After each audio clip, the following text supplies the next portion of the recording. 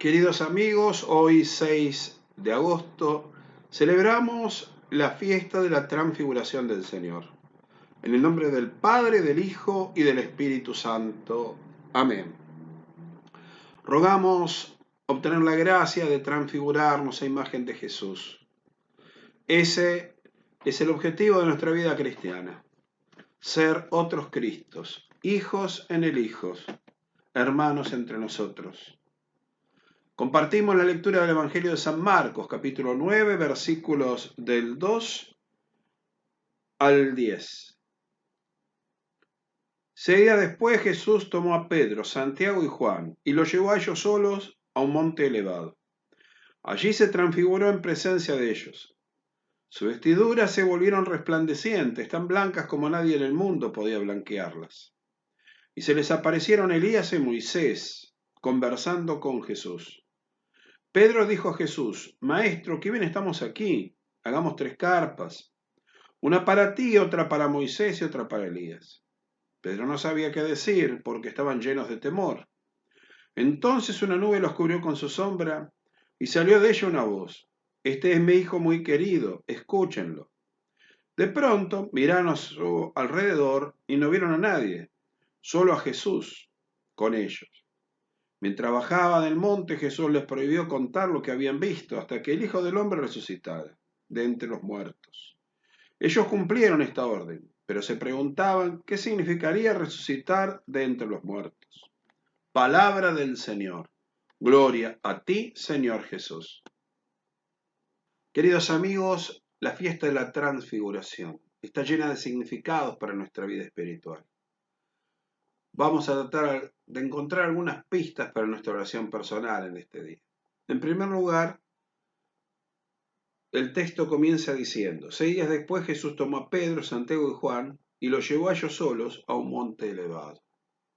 Esta referencia temporal también las traen los otros sinópticos, Mateo y Lucas, así que debe ser algo importante. 6 días después ¿de qué? De que Pedro haya hecho su profesión de fe, cuando manifestó que Jesús era el Hijo de Dios, el Salvador, y es felicitado por Cristo, dada la gracia especial que el Padre le ha concedido. Sin embargo, cuando Cristo muestra el camino de la salvación que pasa por la cruz, Pedro se opone y Jesús le dice: ve detrás de mí, Satanás. ¿Por qué lo manda atrás? Porque Pedro se había puesto delante de Cristo como si él fuera el maestro. Y Pedro no es maestro, es discípulo. Su lugar es detrás de Cristo, seguir sus huellas y aprender del maestro.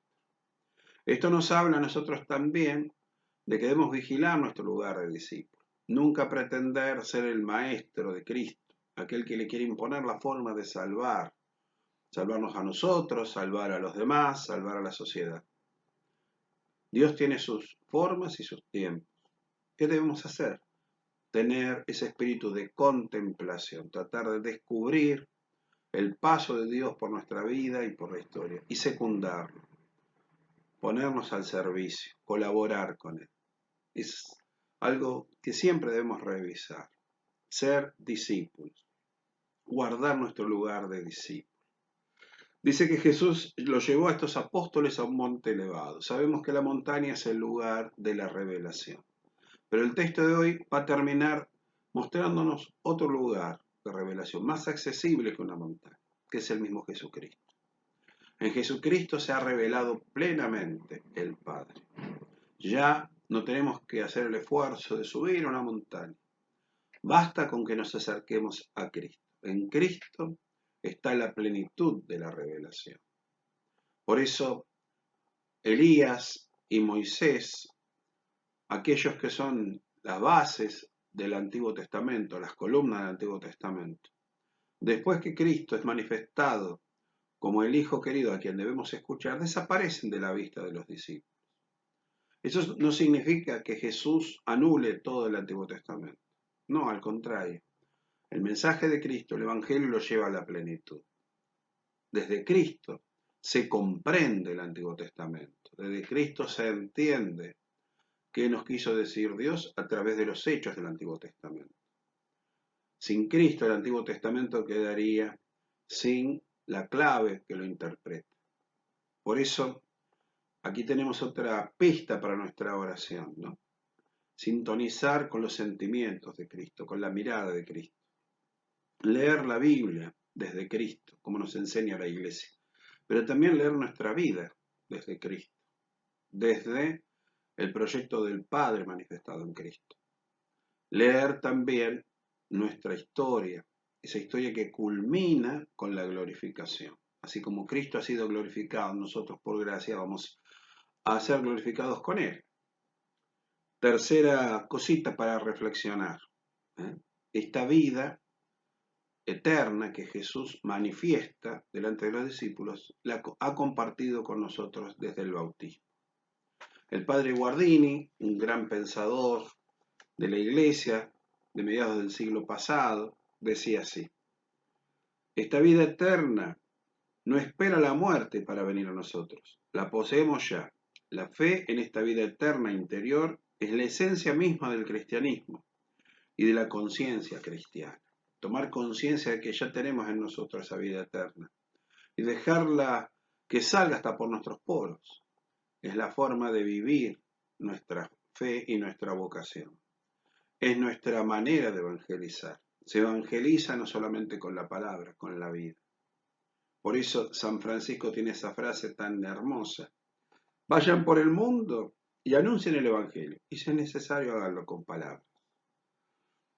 Por último, nosotros deseamos muchas veces tener esa experiencia que tuvieron Pedro, Santiago y Juan.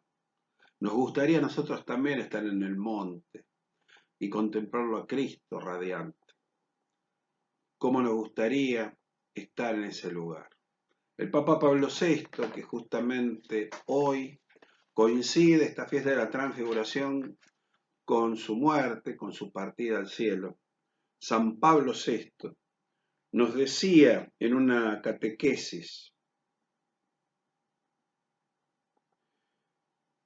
sí, podremos verle a Él, que ha habitado en nosotros, que ha convivido en nuestra condición terrena para infundir en el mundo su evangelio de salvación y para predisponernos a la salvación plena. Lo veremos lleno de gracia y de verdad.